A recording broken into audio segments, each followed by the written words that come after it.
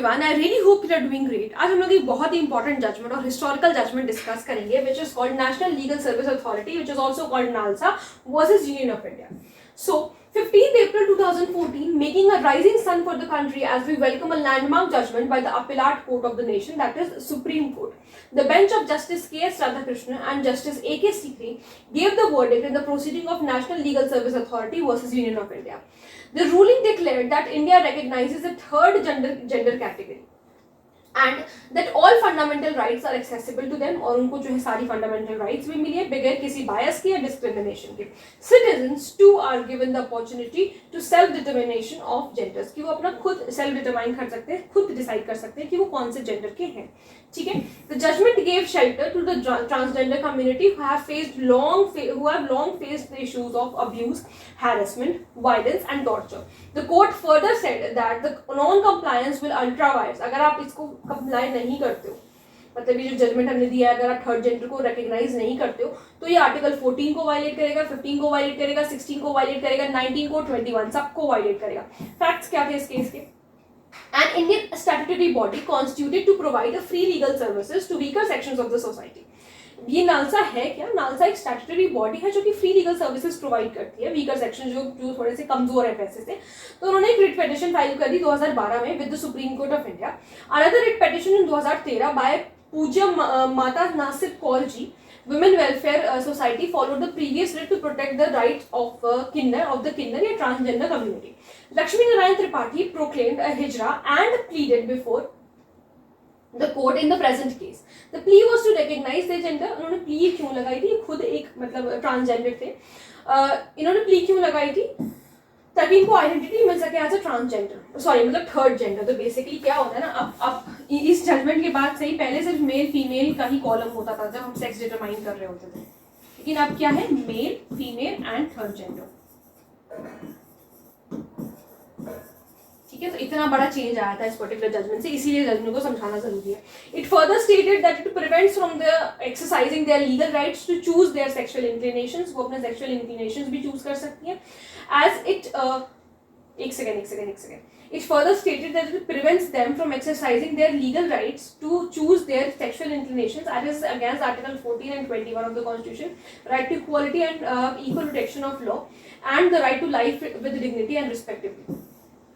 Issues देखो क्या थे? Are sex and gender the same or different? क्या सेम है या अलग अलग है? Is it necessary to protect the rights and interests of the third gender people? क्या ये जरूरी है कि इनके राइट्स को प्रोटेक्ट किया जाए? Can a person born male but with a female orientation, एक इंसान है जो कि वैसे तो दिखने में तो ठीक है, मेल की तरह ही लग रहा है, बट फीमेल ओरिएंटेशन है, have the right to identify as female, क्या वो एज फीमेल आइडेंटिफाई करे जाएंगे और vice versa? The same question arises if the person has used surgery to change sex. मान लीजिए कि सर्जरी अगर उन्होंने कराई है सेक्स चेंज करने के लिए, can someone call themselves a third gender if they do not identify as male और फीमेल? क्या कोई अपने आप को थर्ड जेंडर बुला सकता है अगर वो खुद को महिला या पुरुष नहीं बुलवाना चाहते? तो डिसीजन क्या आया? The Nalsa versus Union of India case marked a historical landmark judgment by the Supreme Court on April 15, 2014. A two-judge bench of Justice K.S. Radhakrishnan and Justice A.K. Sikri gave the verdict. अब देखो ये थोड़े से जो historical judgement होते हैं, मैंने आपको पहले भी बताया कि इनके जो है जजेस के नाम, जस्टिस के नाम अगर आपको याद है तो वो बहुत अच्छी बात हो जाएगी। The below mentioned are the critical observations made by the court. The court differentiated between biological sex and psychological sex, as the former is what we have since birth. यानी कि जो biological sex होता है ये उस समय होता है जब जन्म हुआ होता है आपका, और ये जो लैटर है साइकोलॉजिकल सेक्स कि हम खुद को किस तरीके से आइडेंटिफाई कर रहे हैं, हम क्या समझ रहे हैं, ठीक है, खुद के बारे में हम क्या डिटरमाइन कर रहे हैं कि हम कौन है, हमारा जेंडर क्या है, and both can be different, और ये दोनों अलग अलग हो सकते हैं। The court reaffirm that psychological takes priority over, obviously psychologically जो चीज आ रही है आपके दिमाग में कि आप क्या हो, आप क्या कैसे दिखना चाहते हो, क्या पहनना चाहते हो, क्या उड़ना चाहते हो, ये प्रायोरिटी पे ज्यादा होता है, ना कि आप किस तरीके से बर्थ लिया था तो उस समय आपका जेंडर क्या था। ठीक है। The court noted that transgender is an umbrella term है, ठीक है, एक शील्ड टाइप का प्रोवाइड कर रहा है for person whose gender identity expression or behavior does not conform to their biological sex. भाई ये एक अम्ब्रेला ही तो प्रोवाइड कर रहा है उन लोगों को जो कि अपने बायोलॉजिकल सेक्स से नहीं है। जैसे मान लीजिए पैदा तो लड़के के उसमें हुए हैं, बायोलॉजिकल जो उनका सेक्स है वो तो मान लो मेल है, लेकिन उनका ओरिएंटेशन या उनके पहनने ओढ़ने का मन जिस तरीके से होता है, मान लो लिपस्टिक लगाने का मन करता है या इस तरीके को, इस तरीके की चीजें होती है, इसी वजह से मैं आप लोगों को बता रही हूँ। इस तरीके से साड़ी पहनने का मन करता है, डांस करने का मन करता है लड़कियों की तरह, तो ये डिपेंड करता है, ठीक है, उससे कोई फर्क नहीं पड़ता। इसी वजह से इसको हम अम्ब्रेला टर्म कह रहे हैं, क्योंकि वो कंफर्म नहीं कर रहा, वो कंफर्मिटी में नहीं है बायोलॉजिकल सेक्स के साथ। The court guaranteed fundamental rights to all under articles 14, 15, 19 and 21। Basically इस केस से बस आपको इतने जानने की जरूरत है कि इसी केस से थर्ड जेंडर को रिकॉग्नाइज किया गया, तो उन्होंने सारी fundamental rights including article 14, 15, 19 and 21 guarantee करी गई थी। आर्टिकल 14 क्या कहता है आपको पता है कि राइट टू इक्वालिटी है। The state shall not deny to any person equality before the law और equal protection of laws within relative appearance. Thus transgender people too are entitled to the same opportunities, उन्हें भी same opportunities मिलेंगी, चाहे वो employment की बात हो, education की बात हो, और अदर कोई अगर सिविल राइट्स है तो।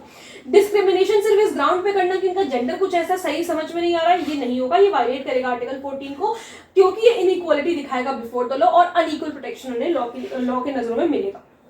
आर्टिकल 15 क्लॉज 2 कह रहा है no citizen shall on the grounds of only of religion, race, caste, sex, place of birth और any of them be subject to any restriction, कोई भी ऐसा रिस्ट्रिक्शन नहीं लगाया जाएगा।